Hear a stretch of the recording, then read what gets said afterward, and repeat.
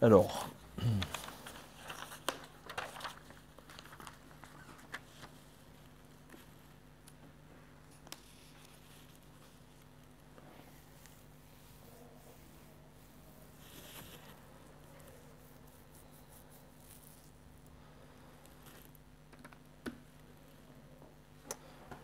je vais revenir sur la paracha qu'on a lue hier,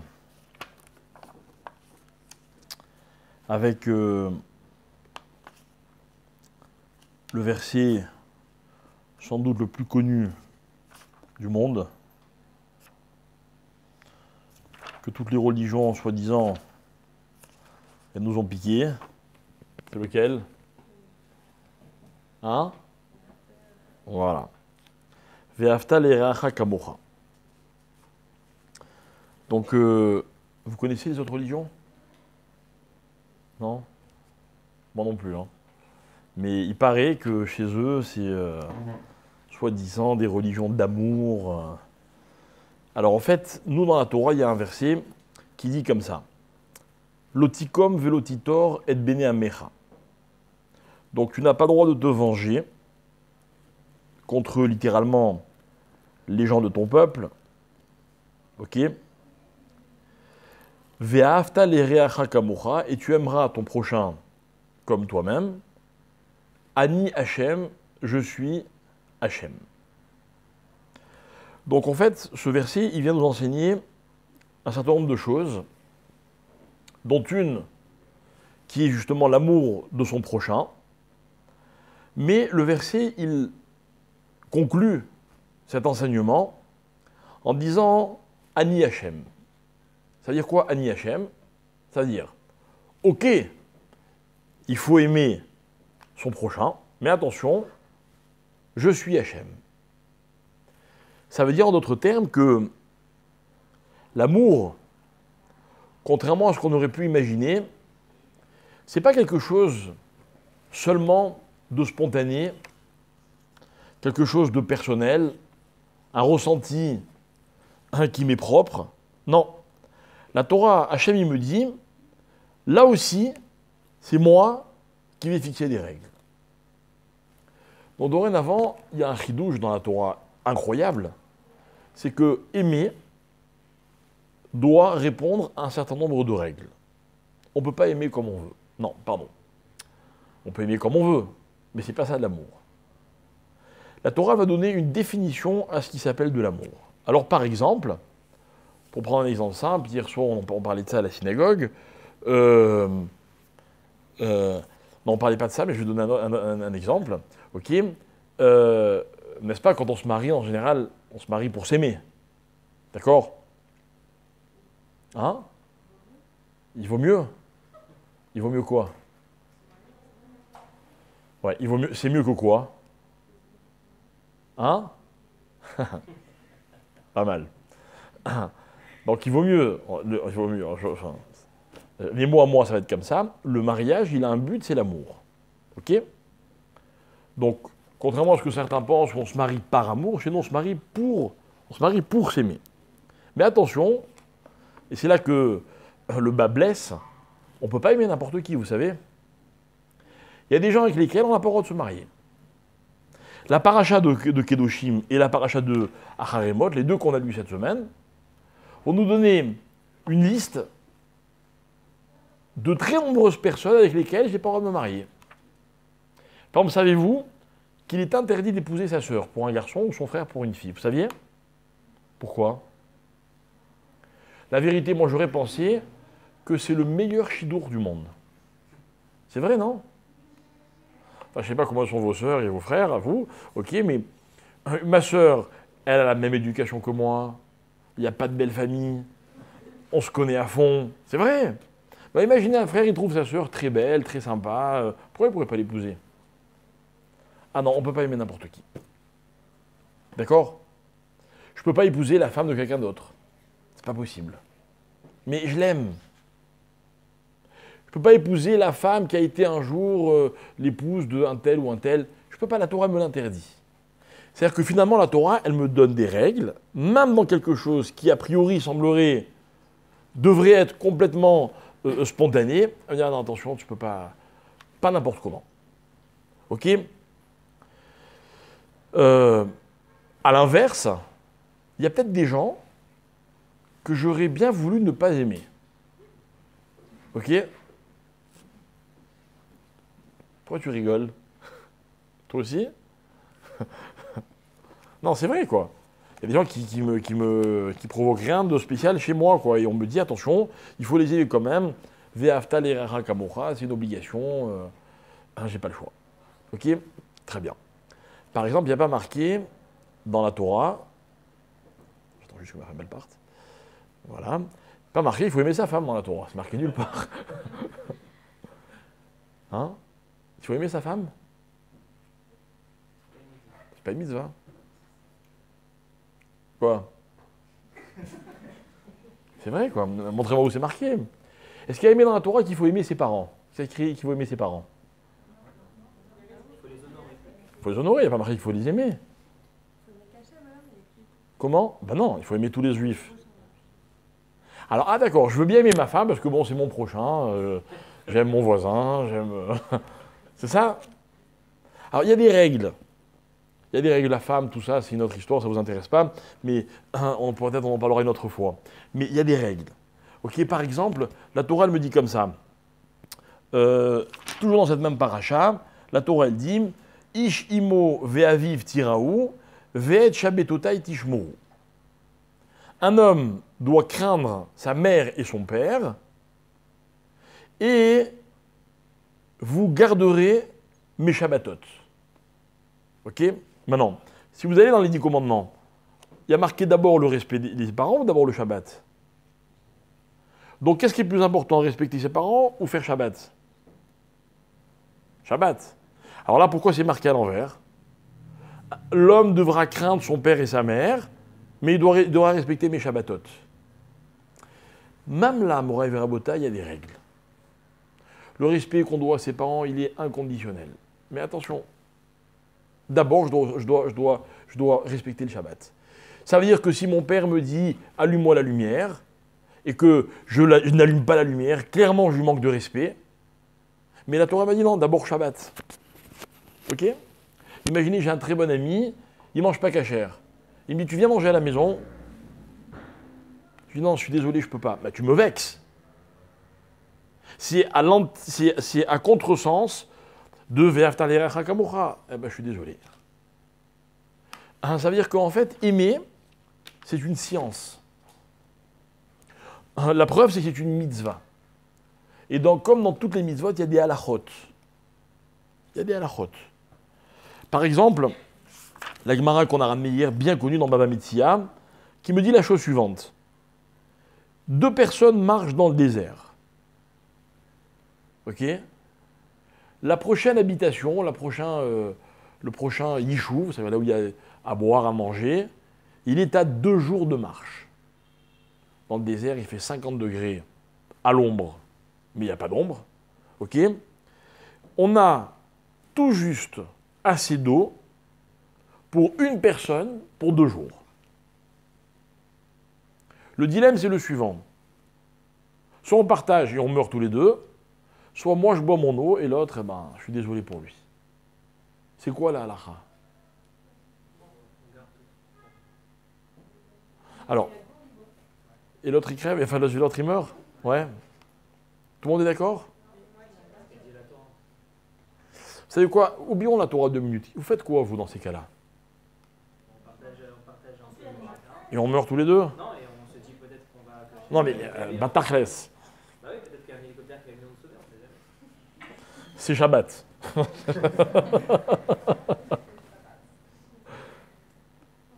Alors toi, tu dis non, donc tu ne serais pas d'accord de faire ce que la Torah te demande.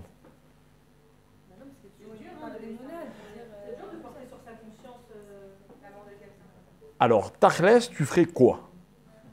Franchement, vous êtes avec quelqu'un, c'est quelqu'un que vous aimez bien, vous voyez, le type il crève de soif, tu peux me donner une goutte d'eau, je t'en prie, dis non, je suis désolé, si je te donne, je ne vais pas avoir assez, donc moi je vais avancer, et toi, je vais chercher de l'eau, je reviens.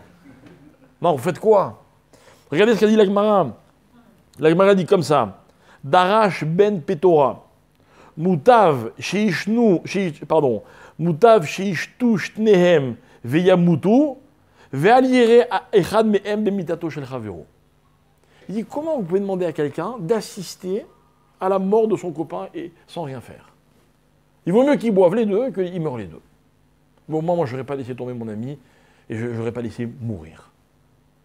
D'accord? Virgule. Ad Sheba Rabbi Akiva Velimed. Jusqu'à ce que Rabbi Akiva nous enseigne. En fait, Rabbi Akiva, il apprend un verset qui dit Vecha yachicha imach. Et tu vivras, ton frère vivra avec toi. C'est avec toi, il faut que toi tu vives. Donc de là, il apprend Rabbi Akiva, Chayecha kodmim lechaye chavercha. Ta vie passe avant celle des autres. Hein? C'est égoïste. Ouais. Vous savez, imaginez, je sais pas moi, des milliers de personnes sont réunies dans un endroit et tout d'un coup, il y a un incendie. Ils font quoi les gens? Est-ce qu'ils se disent non, je ne peux pas laisser mourir les autres? Passez, madame. Je vous en prie, après vous. C'est comme ça que ça se passe. Écoutez bien ce que cette Gemara vient nous enseigner. La Gemara nous dit comme ça. Darash ben Petora, le premier, qu'est-ce qu'il dit? Il dit, c'est pas possible. On ne peut pas s'attendre, de la part d'un juif, à ce qu'il voit son ami mourir sans rien faire. Et comme vous avez dit vous-même, non, moi je partage, tant pis, ben, advienne que pourra. Il y aura peut-être un miracle, il y aura ou pas. D'accord? C'est-à-dire que ça, c'est la logique. Ça, c'est la nature. La nature qu'on attend d'un juif. Là-dessus, Rabbi Akiva. Vous savez, vous vous rappelez qui c'est Rabbi Akiva? Rabbi Akiva, quand il a vu dans la Torah le verset qui dit Ve'afta l'ereacha kamcha, qu'est-ce qu'il a dit? Il a dit Zé, Klal, Gadol, Batora. C'est super possible. Il a dit, ça c'est la grande règle de la Torah. C'est ce que c'est une règle? C'est ce que c'est une règle? Une règle, c'est un principe qu'on retrouve tout le temps, partout. C'est une règle. C'est une règle. Moi, ma mère, elle a toujours raison. C'est une règle. Même si vous prouvez le contraire. Ah non, ma mère, c'est la meilleure cuisinière. C'est comme ça. C'est une règle. Dans la vie, j'ai des règles. J'ai des klalim. Maintenant, ce qu'il veut mentionner Rabbi Akiva, c'est quoi? C'est que aimer son prochain comme soi-même, c'est une règle dans toute la Torah. C'est-à-dire, en d'autres termes, il n'y a pas une mitzvah dans laquelle il n'y a pas ce principe de tu aimeras ton prochain comme toi-même. Vous le retrouvez dans toutes les mitzvot. Vous mettez le tzitzit, messieurs? Eh bien, dans le tzitzit, il y avait Haftaler HaKamcha. Où ça? Cherchez, vous trouverez. Pas moi qui l'ai dit, c'est Rabbi Akiva. Klal, Gadol, Batora. Klal, ça, n'oubliez pas, à l'origine du mot klal, il y a kol. Kolel, ça englobe toute la Torah. Pas seulement que cette mitzvah-là, c'est la plus importante, non. Ça, c'est le pshat, c'est normal, vous le saviez, ça. Mais ça veut aussi dire que dans chaque petit recoin de la Torah, il y a une autre forme de Ve'afta l'ereacha kamocha. Si vous n'avez pas trouvé, c'est tout simplement qu'il faut un peu plus étudier. Mais c'est ce que mentionne Rabbi Akiva. C'est-à-dire que Rabbi Akiva, il a compris que le fondement des fondements, c'est tu aimeras ton prochain comme toi-même. Ce même Rabbi Akiva, il vient, il me dit, mais tu veux pas laisser mourir ton prochain? Je suis désolé pour toi. Cette même Torah qui vient et qui te dit, tu aimeras ton prochain comme toi-même, elle te dit, mais attention, chayecha kodmim, les chayecha vecha, ta vie, elle passe avant ceux des autres. Vous savez, c'est un peu comme le principe du Shabbat. Pas le droit de transgresser Shabbat. Ah, et si quelqu'un est en danger, qu'est-ce que je fais? Il n'y a plus de Shabbat. Il n'y a plus de Shabbat. C'est-à-dire que cette situation-là, celle qui consiste à sauver une vie, elle repousse la notion même de Shabbat. Je suis dans le désert, je suis avec quelqu'un, je l'adore comme moi-même. Comme moi-même. Alors, j'ai une question. Et si c'est mon père ou ma mère? Et si c'est ma femme ou mon mari? C'est quoi la halakha? Hein? C'est quoi la halakha? Regardez, venez, on imagine la situation que Dieu nous en préserve. Il y a un mari et une femme. Ils ont une bouteille d'eau, il en faut deux. Comment? Qu'est-ce qui est cruel? On n'a pas choisi, on est dans une situation qu'on n'a pas choisie. Crois-moi, si on avait pu choisir, ça se serait passé différemment. Maintenant, j'ai une question, je te pose une question. D'accord? Il y a le mari et il y a la femme. Qu'est-ce qu'il va dire le mari à sa femme, normalement, si on attend que le mari? Ça va lui dire quoi? Prends! Qu'est-ce qu'elle va dire à la femme?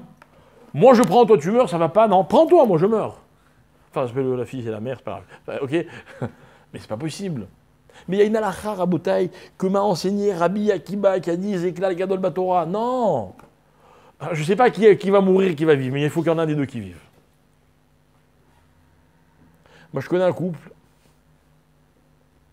ils voyagent jamais dans le même avion. Authentique. Jamais. On sait jamais. Au moins qu'il en reste un. Bien bête, hein? Ils vous le disent, ça leur pose pas problème. Quand ils vont en voyage, même par exemple, ils habitent en France, ils habitaient en France à l'époque, je sais pas, quand ils allaient en voyage, un, ils prenaient la voiture, l'autre, ils prenaient le train. Jamais ensemble. Hein? Qu'est-ce que t'as dit? Ah non, non, c'est un bon couple, normal. Non, franchement, je crois pas. Ou alors, ils sont très forts, hein? Hein? À la maison, non, à la maison, en général, ça va. Bon, la vérité, ce genre de couple, ils me font peur pour autre chose. Parce qu'à force d'y penser, en général, c'est à eux que ça arrive, ce genre de galère. Que Dieu les protège. D'accord? Mais, bon, ok, c'est une logique. Mais la logique, c'est quoi? C'est une logique froide, mais en même temps qui est implacable. Il vaut mieux en sauver un que d'en perdre deux, n'est-ce pas? Ben, c'est là, l'halakha. Darash ad. La Gemara dit ad sheba Rabbi Akiva. C'est avant Rabbi Akiva, qui a réussi à apprendre ça du verset, la logique c'était quoi, dit Ben Petora? Tu peux pas. On est solidaire. C'est pas possible de dire un il vit et l'autre il meurt. C'est pas possible. Pas possible. Qu'est-ce que je vous apprends par là, mes chers amis? Dans tout, il y a des règles. Il y a des règles. Ok? La règle, c'est Ve'afta le'arecha kamocha, parce que la Torah me le demande, pas parce que j'ai envie. Pas parce que j'ai envie. Si j'aurais imaginé un mari dire à sa femme chérie, vraiment je t'aime du plus profond de mon cœur, virgule, parce que la Torah me le demande. C'est romantique ou pas? Hein? Non? Vous êtes vraiment bête, hein? Non, c'est vrai, franchement, vous êtes bête. Parce que vous préférez un homme qui dirait à sa femme, je t'aime parce que c'est mes sentiments. Mais j'ai une question, ici un jour il passe les sentiments, on fait quoi? Ah ouais, ça arrive, hein? Vous aussi vous en connaissez? J'en connais plein, hein? Ah, Razak. Voilà la vraie question. Voilà la vraie question. C'est quoi un vrai amour? Est-ce que c'est un amour qui est une mitzvah? Il y a des règles. Ok? Ou est-ce que non? C'est ce que j'ai envie. Aujourd'hui j'ai envie de ceci, demain peut-être j'aurai envie d'autre chose. Dites-moi, quand vous voyez un couple se marier, vous avez déjà assisté à des mariages, hein, qui sont là, ils se regardent dans les yeux, ils sont super mignons, et que, imaginez, vous entendez un qui dit à l'autre, je t'aimerai pour toujours. Hein? Vous y croyez, vous? La vérité. Est-ce que vous y croyez? Est-ce que vous pensez que toujours, c'est-à-dire jusqu'à la fin de leur vie, ils vont s'aimer comme maintenant? Non?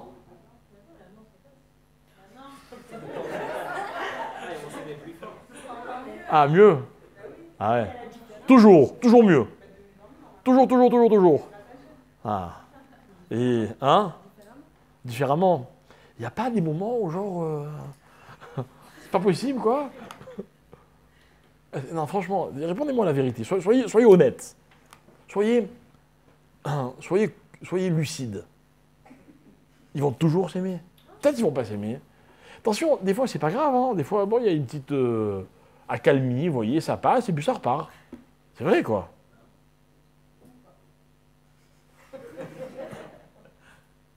Ou pas, ou peut-être ça passe pas, c'est vrai. Ok? Mais ça peut passer. Ah, qu'est-ce qu'elle vient, la Torah? Elle me dit non, attention, je vais t'expliquer, il y a des règles. La règle, c'est que tu dois aimer parce que moi je te le demande. Parce que moi je te le demande. Maintenant, imaginez, regardez, hein, je vais loin, hein, imaginez l'enfant d'un couple qui s'est retrouvé dans le désert avec une seule bouteille d'eau, mais ce couple il s'aimait tellement que les deux ils sont morts. Il va dire quoi, l'enfant? Quoi? J'ai tué? Il n'a rien fait, le pauvre.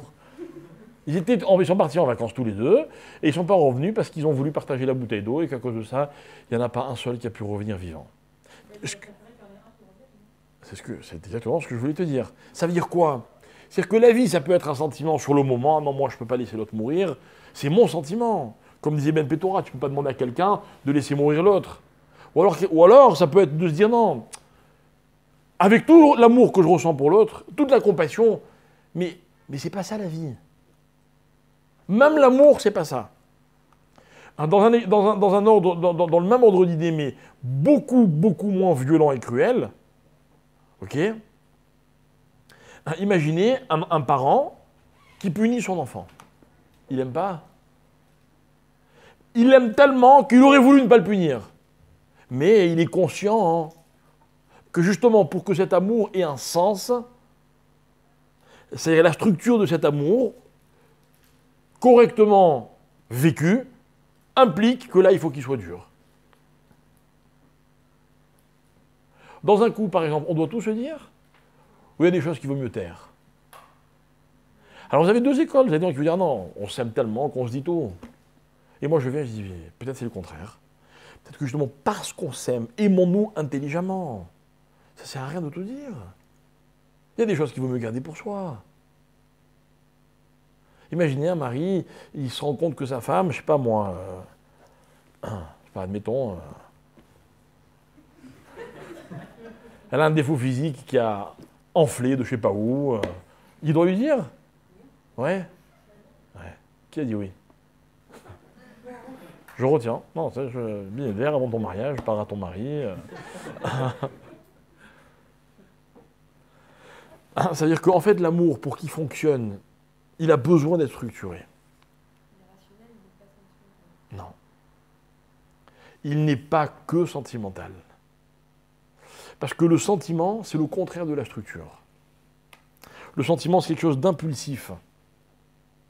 Donc, par définition, c'est souvent quelque chose de momentané. Ça répond à une situation présente. Présente. Je vous dis la vérité. Je pense que 100% des couples qui se marient et qui s'aiment en se mariant, ils s'aiment pour ceux qui sont à ce moment-là. La preuve, c'est qu'ils n'ont aucune idée de ce qu'ils vont être plus tard. Aucune. C'est ça l'amour. L'amour, c'est de s'aimer quand on est beau, jeune, insouciant. C'est ça l'amour? Non. L'amour, c'est des règles. L'amour, c'est un homme et une femme qui construisent un amour. Qui construisent un amour. Et bien cet amour, il peut durer.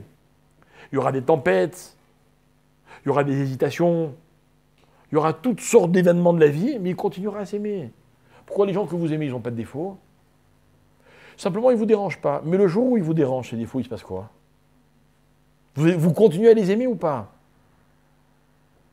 Ah, vous aimez malgré les défauts? C'était pas ça le deal au départ. Non, le deal au départ, c'était d'aller vers quelque chose, de s'aimer. D'accord? Voilà. Ça, c'est, Morav et Rabotai, un petit aperçu de ce qui s'appelle la mitzvah d'aimer son prochain. La Torah n'a pas voulu que l'amour soit une chose laissée à la libre appréciation de chacun.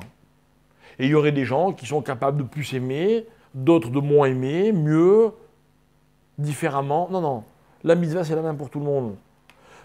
Quelqu'un m'a dit, mais d'abord, pour s'aimer, pour aimer les autres, il faut s'aimer à soi. Alors moi, j'ai un chidouche pour vous.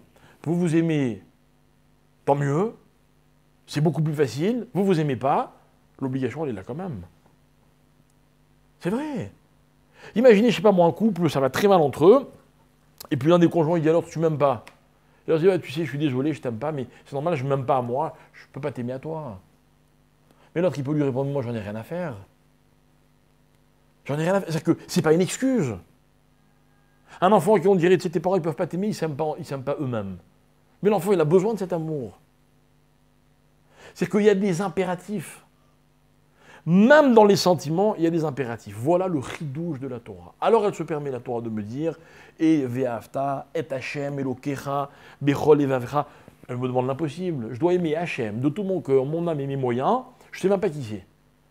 C'est un impératif. Ce même impératif, c'est d'aimer mon prochain, même si je ne le connais pas, comme si c'était moi-même. Après, comment on y arrive, c'est un autre problème. Ce n'est pas un cours de halakha. Ok? Alors, je voulais qu'on comprenne l'esprit de ce sentiment-là. Maintenant, pour essayer d'expliquer un petit peu ce que je veux dire, je voudrais aller vers autre chose, ok, qui est un petit peu aussi un sujet d'actualité. C'est l'idée suivante.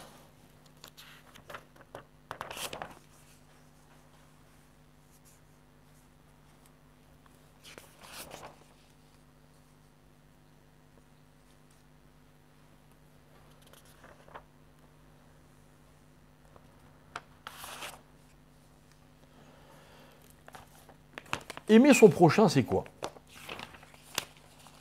Aimer son prochain, c'est d'abord considérer que l'autre, c'est mon prochain.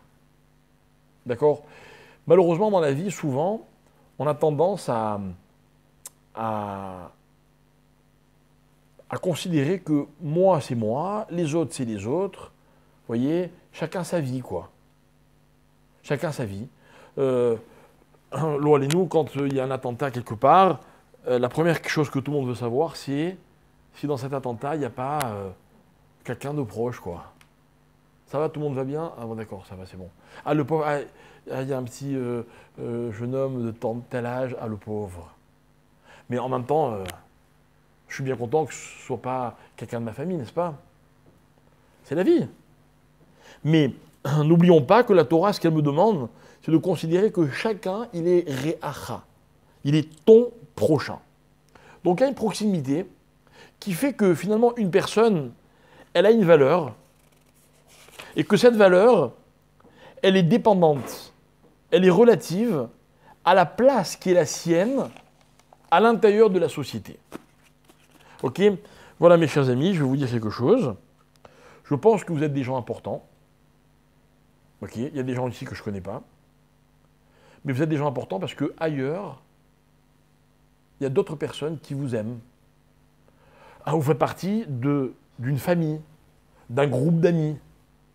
Vous êtes peut-être des parents ou des enfants ou des frères et sœurs ou je ne sais quoi d'autre. Donc forcément, ça fait de vous des gens importants. Et quand dans la vie, le groupe auquel j'appartiens, il est d'autant plus grand, ben, mon importance se trouve décuplée, quoi. Ok? Quand par exemple quelqu'un, je sais pas moi, il a un problème dans la vie et qu'il a 50 000 copains, amis qui viennent le voir, qui viennent le soutenir, ben on va dire, ah celui-là, c'est pas n'importe qui, regarde le nombre de gens qui sont mobilisés pour venir le réconforter ou ceci ou cela. Ok? Très bien. Je ne parle pas de popularité, je parle d'appartenance. Que Dieu nous préserve de la solitude, vous savez pourquoi? Parce que la solitude, c'est quand on ne compte pas pour personne. Quand notre terme, on n'est pas important, quoi. On n'est pas le réacha de qui que ce soit. Mais là, vient la Torah me dit, mais tu sais, toi, tu es très très important. Tu sais pourquoi? Parce que chaque juif, c'est ton réacha. Ça veut dire que, quand c'est toi le sujet de la phrase, ve'afta, la Torah, elle te parle à toi, elle te dit, tu aimeras qui? Ton prochain. Mais c'est qui mon prochain? C'est qui? C'est tous les juifs. Ça veut donc dire que moi, je m'inscris dans un ensemble qui est immense. C'est un peuple. Je ne suis pas seulement le fils de tel quartier ou de telle ville ou de telle communauté. Non, non. Je suis un élément d'un ensemble dans lequel tout le monde s'appelle Réacha. Donc la Torah, elle m'a à la fois valorisé en m'imposant de valoriser les autres. Regardez, ce que je vous explique, c'est très simple. C'est le meilleur moyen pour être capable d'aimer les autres. Parce que pour aimer quelqu'un, mesdames et messieurs, vous savez ce qu'il faut? Il faut le valoriser. Mais pour le valoriser, il faut l'intégrer à un ensemble. Voilà, un ensemble, c'est indispensable dans la vie. D'où vous venez? À qui vous appartenez? Moi, je sais que dans les milieux religieux, par exemple, quand vous demandez à quelqu'un qui tu es, il dit ben, je suis l'élève de tel rave. Référence. D'accord? Allez demander au rave si c'est son élève. c'est pas sûr que vous obtenez la même réponse. Mais si c'est le cas, vous dites, ah ok, celui-là, ben, il est de tel endroit, ok, un tel yeshiva, telle synagogue, telle communauté, telle famille, etc., etc. Donc vous voyez déjà, c'est un petit conseil que je voulais vous donner en passant comme ça. Dans la vie, forcez-vous d'appartenir à des groupes, quoi. Pas des groupes virtuels, attention. Hein. Parce que dans un groupe virtuel, quand vous quittez le groupe, ça change strictement rien. Non mais c'est vrai, ça change rien. C'est pas important. Mais par contre, quand vous faites partie d'une communauté, d'un ensemble de personnes, d'une famille, le jour où vous n'êtes pas là, tout le monde se dit, tiens, qu'est-ce qui se passe? Vous savez, dans la synagogue, vous avez vu, il y a des noms sur les fauteuils. Hein, on n'aime pas les lire, ces noms. Parce que quand on les lit, c'est que la personne n'est pas, pas sur sa chaise. C'est un vide. C'est un vide. Il va manquer à tout le monde. Dans une synagogue, enfin, ici, on est une petite communauté sympathique. Il y en a un qui n'est pas là, il est où? Ah, et quand il rentre, on a envie de savoir, quoi. Il manque. Il est chachouv. Il est chachouv. Et en fait, ce que je voulais que vous compreniez, moi, cette notion de solitude. C'est-à-dire qu'en fait, le ve'afta l'eracha kamocha, il est à double sens. L'anti-solitude. D'abord, il est clair que celui qui aime personne, ben, qu'est-ce qui se passe? Ben, personne ne l'aime. C'est-à-dire qu'il faut arrêter de se dire, je ne sais pas pourquoi celui-là, il m'est antipathique, je ne sais pas ce que je lui ai fait. Ben justement, tu ne lui as rien fait. Là, ça c'est un premier point. Ok, mais on va aller un peu plus loin. On va donner un peu plus de profondeur à ce que je suis en train d'expliquer. Vous savez que il est dit dans la Gemara de Sota qu'on reconnaîtra la période de la fin des temps parce qu'à la fin des temps, la Gemara elle dit Be'ikvot Meshicha, ça veut dire à l'approche du Mashiach.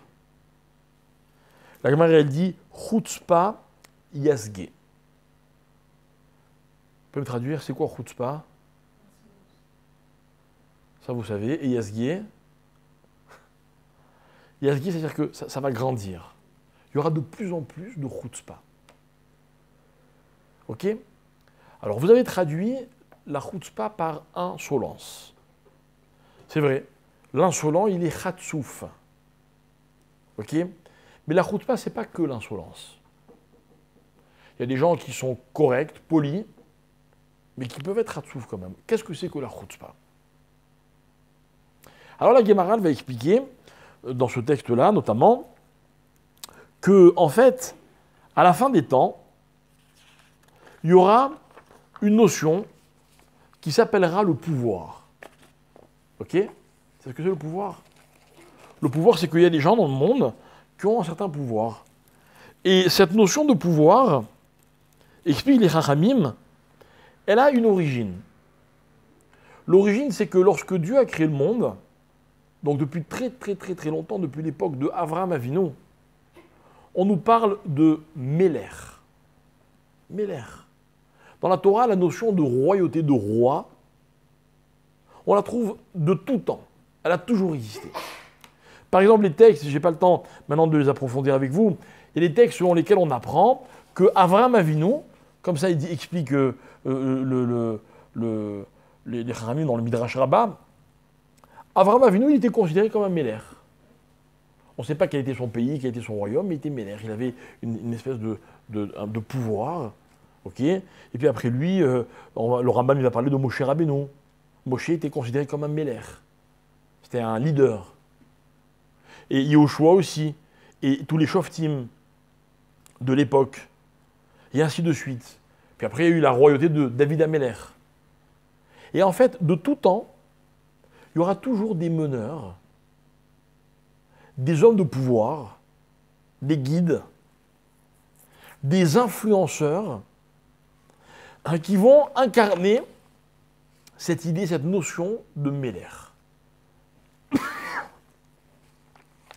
Mais, explique les Chachamim, la Gemara m'enseigne qu'à la fin des temps, cette notion de pouvoir et de royauté, elle va changer.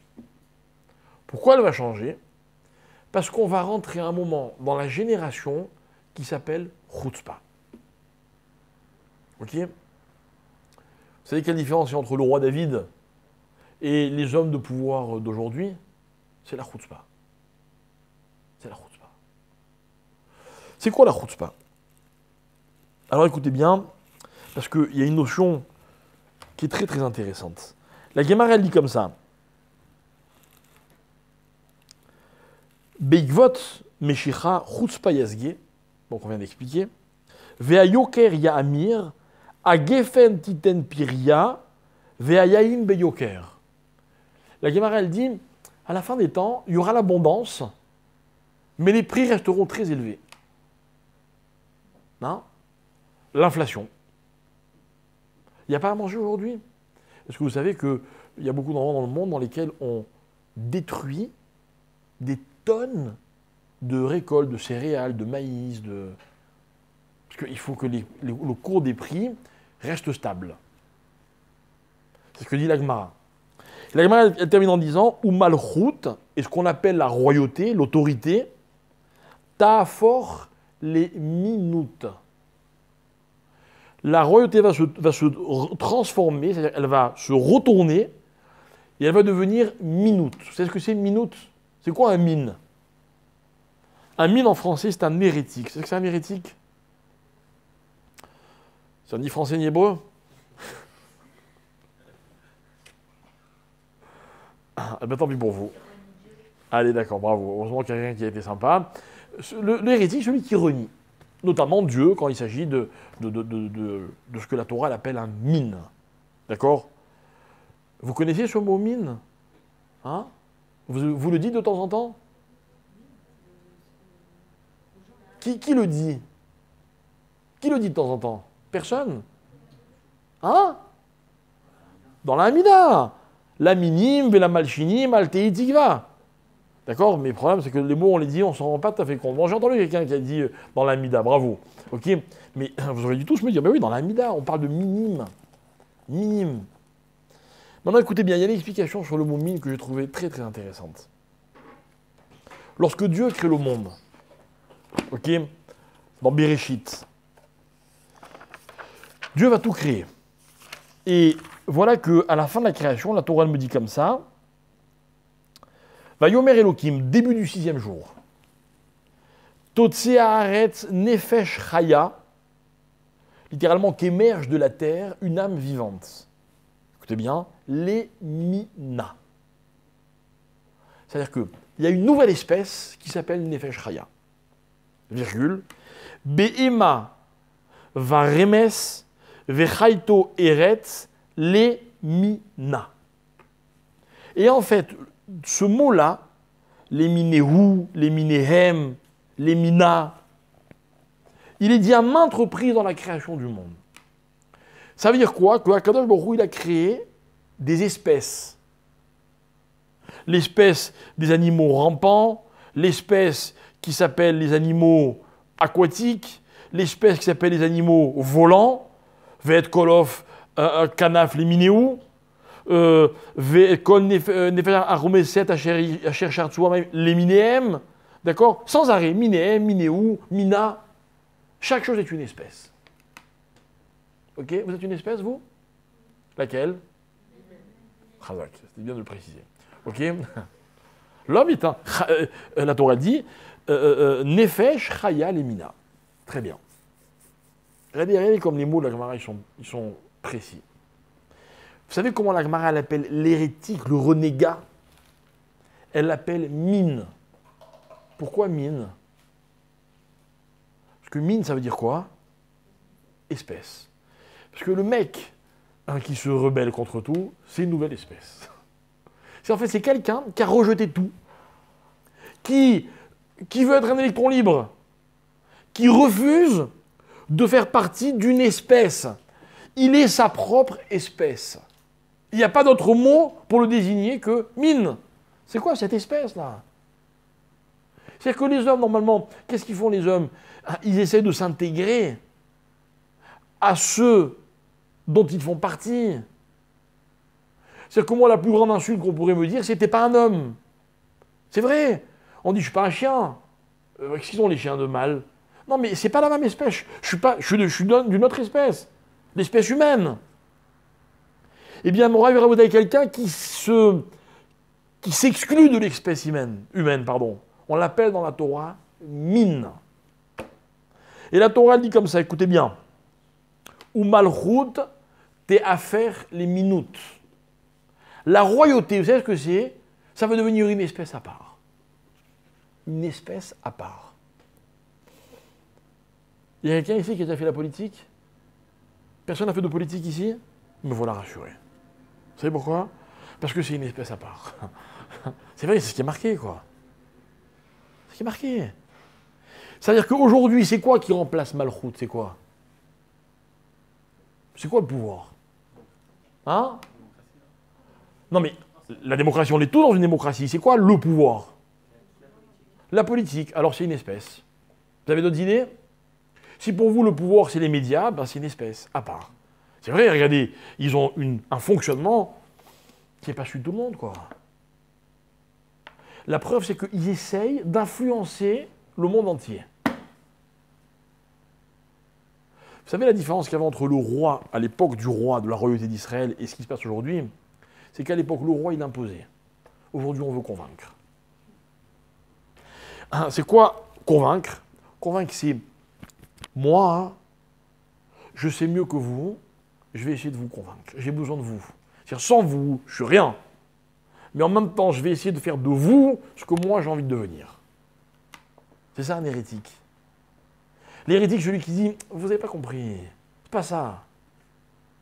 Donc, quelque part, il s'exclut. Il émine. Maintenant, tout le principe, le fondement, même le fonctionnement du monde, c'est l'inverse. C'est que la valeur des choses, elle repose sur le fait qu'on est des ensembles. Dites-moi de quel ensemble vous faites partie, je saurai qui vous êtes. Pas qui vous êtes, quelle est votre valeur. Vous savez, dans la Gemara, on dit des choses terribles sur les gens qui ne sont pas mariés. C'est vrai. Pourquoi? Parce que celui qui n'est pas marié, finalement, à qui il appartient? Un jour, il est trop grand pour appartenir à ses parents. Ok? Ben, finalement, il est indépendant, quoi. Vous croyez qu'il est bien l'indépendance? Dans la vie, quand on n'appartient à rien, on va à contresens du système sur lequel le monde a été créé. Et je vais très brièvement vous donner une petite idée, mais je ne voudrais pas trop m'étendre parce qu'elle est extrêmement profonde et je ne voudrais ni qu'on s'allonge trop, ni risquer de mal la dire. Mais vous savez, dans la Torah, il y a un système. Et ce système, le système de la Torah, il est très mal perçu de l'extérieur. Pour une raison très simple. C'est que bien souvent, le monde est compris comme un système dans lequel le vide doit être comblé. Vous entendez ce que je dis? Le vide doit être comblé. Ok? Par exemple, j'ai faim, je mange. J'ai envie de me payer quelque chose, je vais travailler, ou en tout cas je vais obtenir de l'argent. Si je n'arrive pas à le gagner en travaillant, ben, je vais essayer de trouver d'autres moyens. Il y a des voleurs. Il y a des gens malhonnêtes. Parce que ce qui compte, c'est de pouvoir combler un manque. Je ne peux pas vivre avec ce manque, ce n'est pas possible. Quelqu'un me plaît, qu'est-ce que je fais? Je vais essayer de le séduire. Je vais combler ce manque. À l'inverse, il y a beaucoup de gens pas mariés qui vous disent « Non mais ça va, je suis bien comme ça. » Ah, t'as pas de manque à combler? Ah, donc tu ne te maries pas. Ah, d'accord. Je comprends. Je comprends. Ceux-là, comme la plupart des gens, ils mangent quand ils ont faim. Ils s'achètent quelque chose quand ils en ont envie, quand il faut combler un manque. Mais est-ce que c'est ça le monde? Est-ce que le monde c'est ça, Rabotaï? Par exemple, regardez, je vous pose une question. Il y avait Pessah là, il n'y a pas longtemps, n'est-ce pas? Vous avez mangé la matzah? Ouais. Combien de kazetim vous avez mangé de matzah? 4. Le premier, vous aviez faim. Le deuxième, un peu moins. Le troisième, bon, il est sympathique, un peu trarocette, rochette, comme on dit chez nous, tout. Ok, ça passe. Mais le dernier, mais quelle tannée le dernier kazaït. on est bourré, on a bien mangé. On aimerait bien rester sur ce goût du bon repas qu'on vient de faire. Non, non. Rabotaï, c'est une mitzvah. Depuis quand une mitzvah, c'est de combler un manque. Alors écoutez bien, je vais vous dire quelque chose. Les hommes, ils ne sont pas fous. Vous savez pourquoi les hommes fonctionnent selon le système qui consiste à combler les manques? Vous savez pourquoi? Écoutez bien, c'est terrible ce que je vais vous dire. Parce que dans la vie, l'énergie, le vide est l'une des énergies les plus puissantes du monde. Les plus puissantes du monde. Regardez, toute la presse parle d'un accident d'avion qu'il y a eu, je ne sais pas si vous avez suivi, je ne sais pas quelle compagnie, ça se passe en Amérique, il y a un moteur d'avion qui a explosé, enfin une partie, d'accord, qui a explosé en plein vol. L'avion, il a continué à voler, mais malheureusement, ce morceau qui s'est détaché, il a cassé un hublot de l'avion.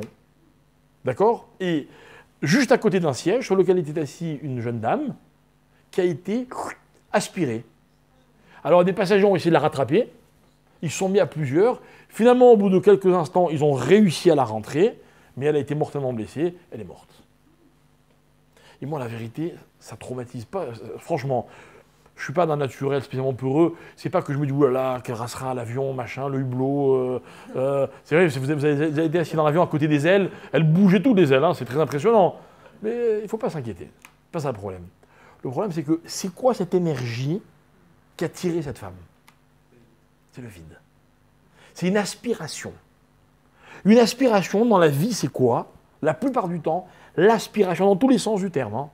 Aussi bien au niveau aspirateur que tout ce que vous voulez, que aspiration d'ordre, je sais pas moi, mystique ou tout ce que vous voulez. Il y a un vide, ok? Et ce vide-là, il ne peut pas rester vide. Ce vide-là, il entraîne une énergie qui s'appelle l'aspiration. Une énergie colossale.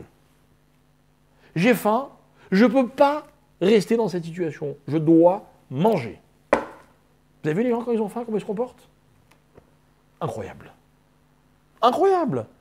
Venez assister un jour à la fin d'une prière à la synagogue. Quand la prière est un peu longue, il y a un qui douche. On ne les reconnaît plus, les gens. Mais c'est vrai. On ne se reconnaît plus, il faut dire la vérité. Je me rappelle, il y avait un rave, il nous avait donné comme ça des cours sur le mariage. Et il avait dit comme ça, il avait dit, voilà, moi je vous donne un conseil. Quand vous rentrez chez vous en fin de journée, ayez sur vous toujours une petite barre de chocolat, un truc. Ne rentrez jamais chez vous affamé. Parce que vous risquez de ne pas être poli, de ne pas être gentil, de ne pas avoir de patience. Parce que l'homme, il ne supporte pas le vide. L'homme, il a constamment besoin de combler un vide. Mais ça, c'est pas la Torah. La Torah, c'est non. Mange, mon fils. Mais j'ai pas faim. Non, c'est une mitzvah de manger. Tu as mangé 3 kazaïtes, et du maror, et des verres de vin, et un psoki, et compagnie, etc. Mange encore un kazaït de pain. De matzah, pardon. C'est ça, la mitzvah. Elle est capitale, cette mitzvah. On s'est posé la question, quelqu'un qui n'a qu'un seul kazaït de matzah, comment il fait? Il a un seul kazaït. Maintenant, il y a la mitzvah de motzi matzah, 2 kazitim. Il y a la mitzvah de manger le maror avec le matzah, c'est un 3e kazaït. Et il y a la mitzvah de l'afikoman. D'après vous, s'il a un seul kazaït, comment il fait? Hein?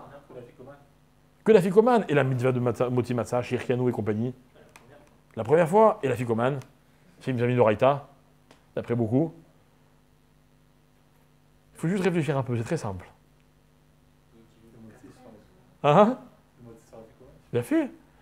Il ne mange pas de matzah au début du repas, il mange son repas, il fait tout ce qu'il veut, et à la fin du repas, il fait motzi, et en même temps, il mange l'afikoman. Il a fait les 2 mitzvot. Avec un kazaït, il a fait 2 mitzvot. Bref, c'était en passant.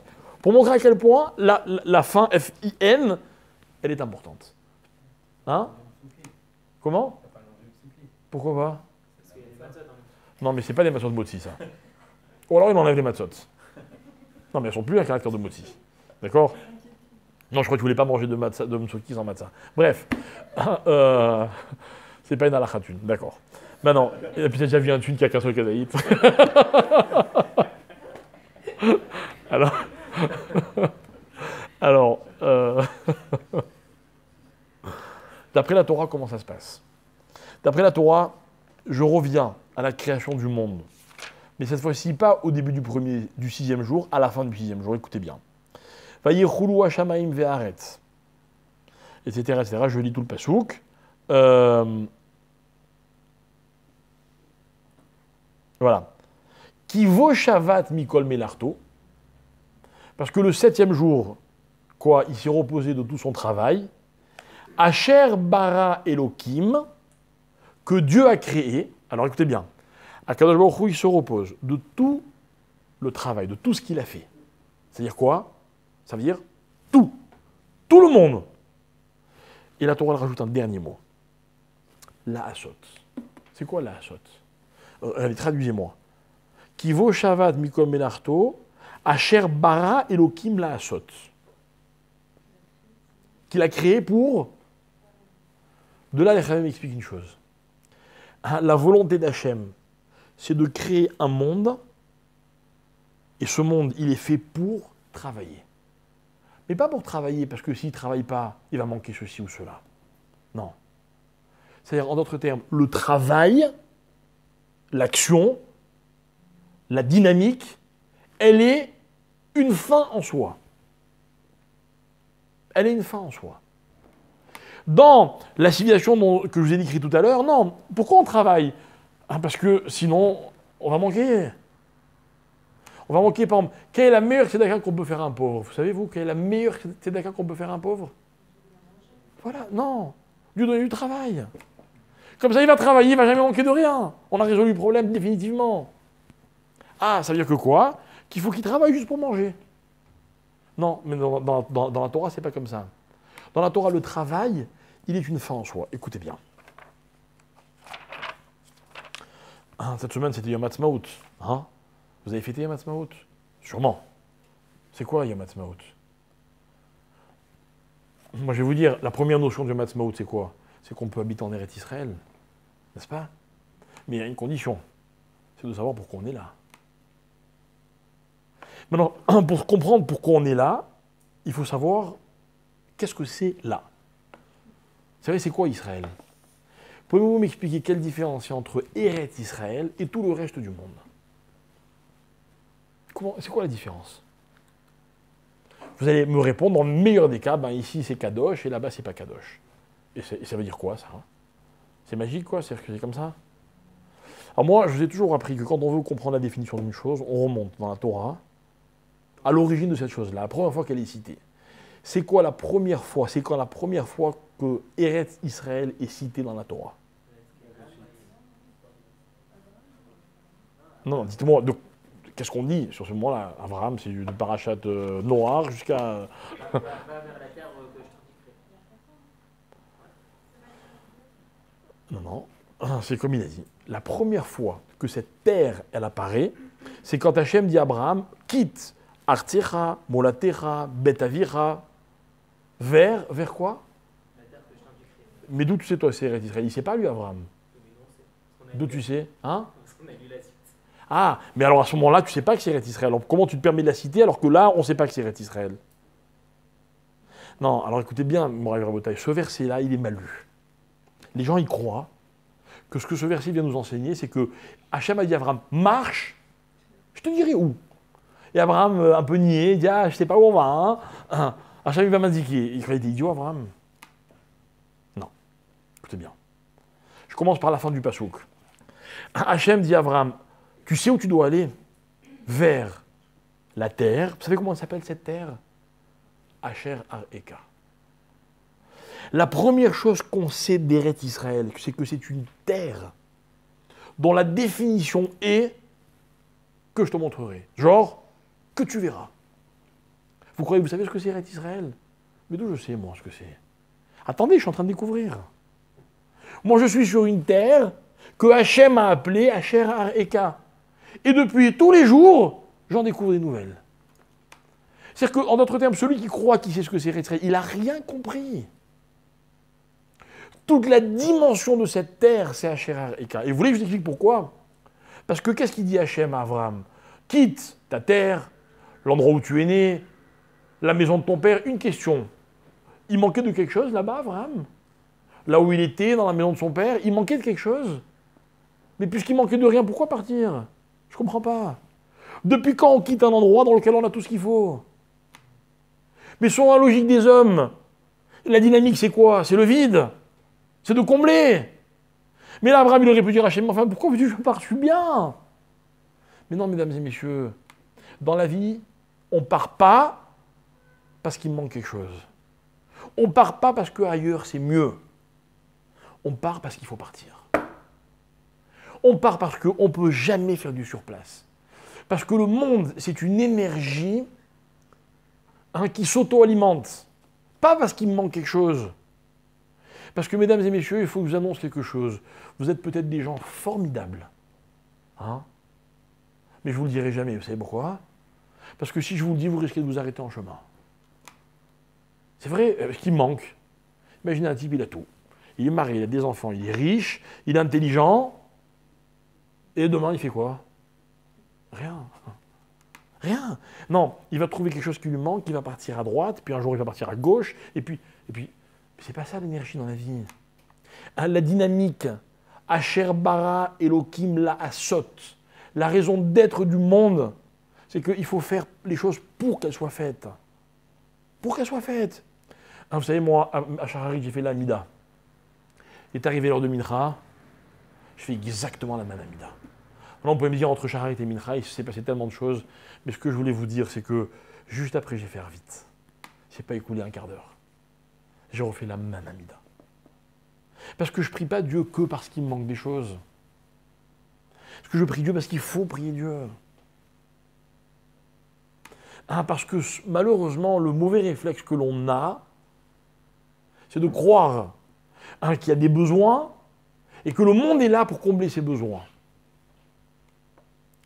Alors écoutez bien ce que disait mon maître, le Rav Shapira. Il dit une chose extraordinaire. Il dit celui qui considère que on est là que pour combler des manques, eh bien c'est ça la définition de chutzpah. Vous savez ce que c'est un chatsouf? Un chatsouf, c'est quelqu'un, il a terriblement envie de dire la chose. Il sait qu'il ne doit pas la dire. Il sait que ça ne se fait pas. Il sait que c'est impoli, déplacé. Mais ça lui brûle. Il lui manque qu'une chose, c'est de dire la chose. Et moi je viens et je vous apprends exactement l'inverse. C'est qu'une parole, si elle doit être dite, il faut la dire. Et si elle ne doit pas être dite, eh bien quoi? Eh bien on ne la dit pas. C'est comme un aliment, vous voyez. S'il doit être mangé, on mange. Mais s'il ne doit pas être mangé, eh bien on ne le mange pas. Ah mais j'ai faim. Ah mais tu ne peux pas le manger, il n'est pas cachère. Hein, c'est-à-dire qu'en fait, chez nous, le manque n'existe pas. Non, il existe le manque. Mais il n'est pas le moteur de nos énergies. Au contraire. Nous, on va chercher en nous des énergies, même quand il ne nous manque rien. Et ça, mesdames et messieurs, c'est ce qui permet à une personne de se réaliser. Celui qui réagit que quand il manque, on n'aura jamais la preuve de ce qu'il est vraiment. Celui qui agit parce qu'il faut agir, ben il va se découvrir. On va savoir qui il est. On va savoir qui il est. Alors, pour revenir à notre sujet, quand on parle de chutzpah et on parle de mine, etc., c'est qu'en fait, l'homme, il a tendance un peu à déplacer les valeurs des choses. On a créé une valeur qui s'appelle le manque. Chez nous, c'est l'anti-valeur. L'anti-valeur. C'est vrai. Prenons un exemple. Vous savez qui sont les hommes de pouvoir aujourd'hui? Comment ça fonctionne? Écoutez bien. Les hommes de pouvoir sont les hommes qui vont séduire les autres. Et pour séduire les autres, il faut qu'ils apportent quelque chose de nouveau, constamment. Vous avez remarqué ça? Plus le monde accélère, et il accélère le monde, et plus on veut de la nouveauté. On en a marre de manquer de rien. C'est vrai, grâce à Dieu, on a tout ce qu'il faut. Mais on veut que ça manque. Parce que si ça manque pas, il n'y a pas d'énergie. C'est le monde entier qui risque de s'arrêter. S'il y a trop à manger, qu'est-ce qu'on fait? On détruit, quitte à ce qu'il y ait des gens qui meurent de faim. Mais attention, il faut équilibrer les choses. Il faut créer un peu de manque, un peu de ceci, comme ça l'eau court. C'est ce que disait la Gemara. Il y aura beaucoup de raisins, mais le vin sera cher. Il y aura l'abondance et l'inflation. On crée le vide pour que le monde continue à fonctionner, alors que chez nous, c'est l'inverse. Qu'est-ce que c'est qu'un mine? Un mine, c'est quelqu'un qui veut remettre en question le système. Il a raison. Il provoque, il remet en question les choses, il va entraîner une discussion. Ah ben les choses sont beaucoup plus intéressantes. C'est vrai. Moi, je vais vous faire un petit aveu. Moi, j'adore les élèves qui ont toujours des questions sur ce que je dis. À l'inverse, vous avez des élèves, tout ce que vous dites, ils sont toujours d'accord. Qui est le plus intéressant? Mais on n'est pas là pour avoir des sensations. Oui, le vide, c'est une sensation. Qui implique une autre sensation, c'est de remplir le vide. Et puis après, on va créer un autre vide pour vivre encore une sensation, et ainsi de suite. Vous avez des gens, leur vie est tellement pleine, qu'ils n'ont pas besoin de se créer des sensations. Alors moi, mes chers amis, ce que je voulais vous dire, c'est la chose suivante. C'est que je n'ai pas envie que chez vous, enfin si je peux me permettre, que chez vous l'amour soit une sensation. Parce que tout à l'heure, on a parlé de sentiments. Mais je crois que souvent, on confond sentiment et sensation. Souvent, on cherche une personne parce qu'on ne se sent pas assez aimé. Ou parce qu'on aimerait aimer. On n'arrive pas. Alors on cherche la personne à qui aimer. J'ai tellement d'amour à donner. Combien de fois j'ai entendu cette phrase, moi? Mais mesdames et messieurs, les gens que vous épouserez, vous n'avez pas le droit de les épouser juste pour qu'ils vous comblent un manque. Parce que ça, c'est antinomique de l'énergie du monde. Vous savez pourquoi on conseille vivement de se marier jeune? Parce que quand on est moins jeune, on risque de ressentir un manque et de se marier pour ça.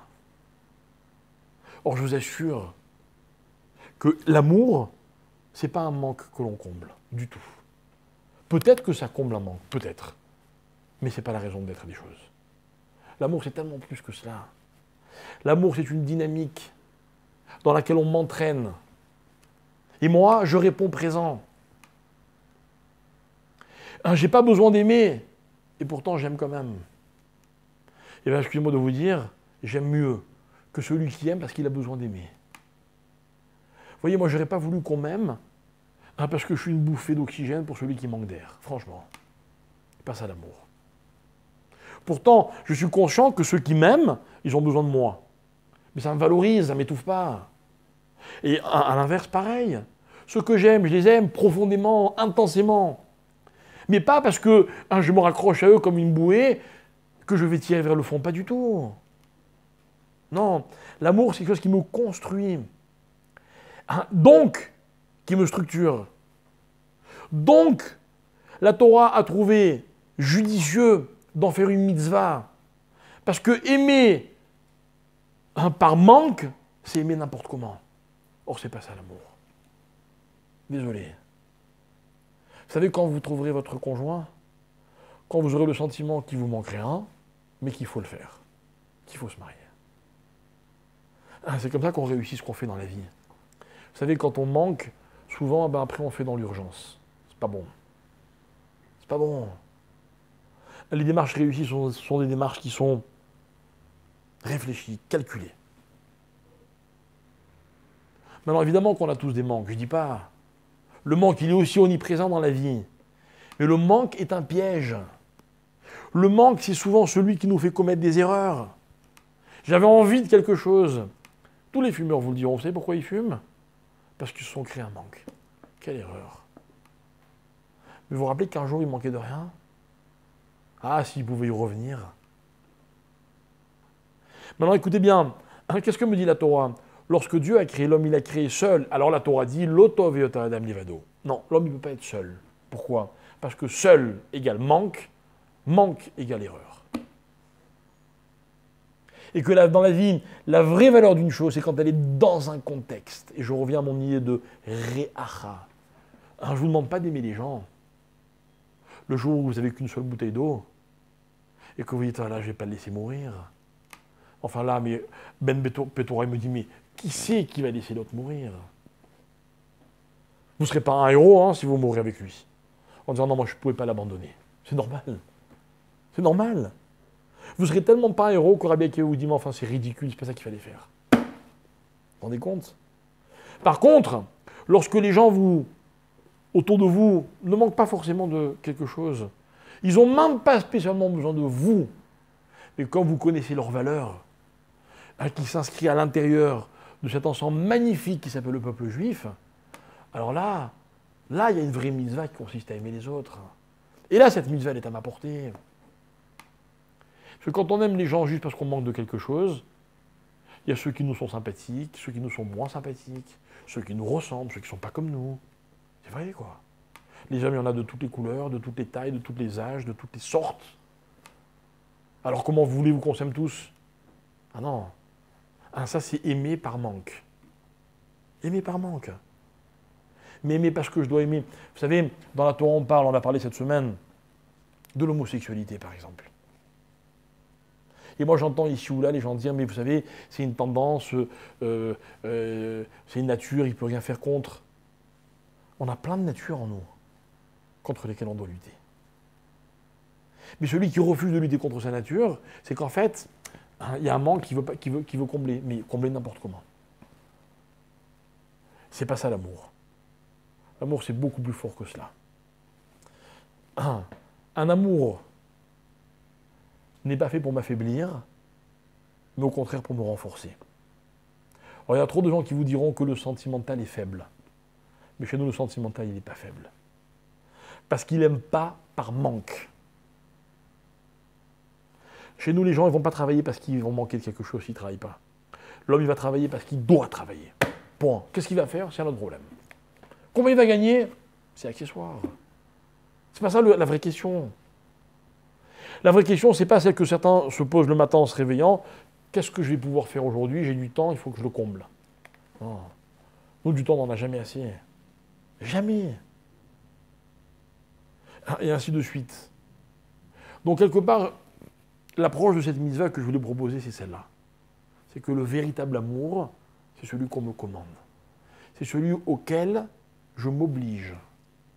Et moi, je vais vous dire quelque chose, j'ai pas honte de dire que si un jour j'ai promis à ma femme de l'aimer, eh bien depuis, c'est une obligation que je me suis fixée.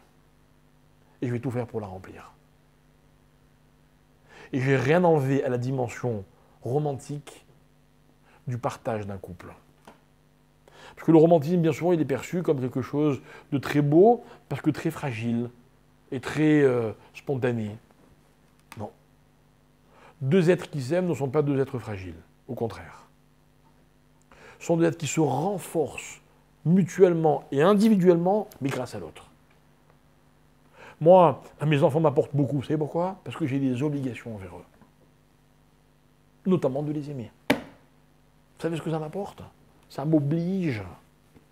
Imaginez un père, un jour, il en a ras-le-bol. Ça existe, hein? Eh bien, on va lui dire, non, Ravibi, tu n'as pas le droit. Tu es obligé. Tu t'es engagé. Alors la Torah, elle m'engage. Et elle me dit, tu aimeras ton prochain comme toi-même. Réacha. Il fait partie du même groupe, du même ensemble que toi. Il est aussi important que toi. Ne crois pas qu'il a besoin de ton amour. Tu l'aimes pas, il s'en sortira très bien. Hein. Très bien. Vous savez, je voulais vous dire quelque chose. Ce que vous n'épouserez pas, ne vous inquiétez pas. D'autres le feront pour vous, à votre place. Pas pour vous, à votre place. Alors, quand vous les épouserez, ce ne sera pas pour eux, hein, ce sera pour vous. Mais encore une fois, pas parce qu'il vous manque quelque chose. Hein, parce que là, à saute. Parce que ce que vous valez aujourd'hui, c'est déjà magnifique. Mais ce que vous voudrez en vous mariant, c'est 1000 fois plus, 1 milliard de fois plus. C'est ça, là, à saute. Pas par désespoir. Pas par désespoir. Maintenant, c'est vrai que des fois, le temps joue contre nous, et puis on a l'impression qu'à force de passer, hein, les chances s'éliminent au fur et à mesure. Tant mieux, tant mieux. Vous savez pourquoi tant mieux? Parce qu'au moins, grâce à ça, hein, les gens se retrouvent obligés de faire ce qu'ils n'ont pas choisi de faire. Mais on s'en revient même. Ça s'appelle une obligation. Et je terminerai là-dessus. Il n'y a pas de meilleur moyen de réussir une mission que d'en être obligé. C'est le principe même de la mitzvah. Dans la Torah, l'amour est une mitzvah avec tout ce que ça implique. Bonne semaine.